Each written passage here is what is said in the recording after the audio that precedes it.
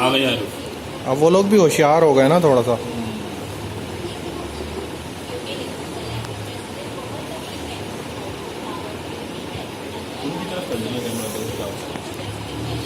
अब यहाँ पे स्टॉप कर दे, यहाँ पे उसका वो जो आया था ना उसका फेस दिख गया।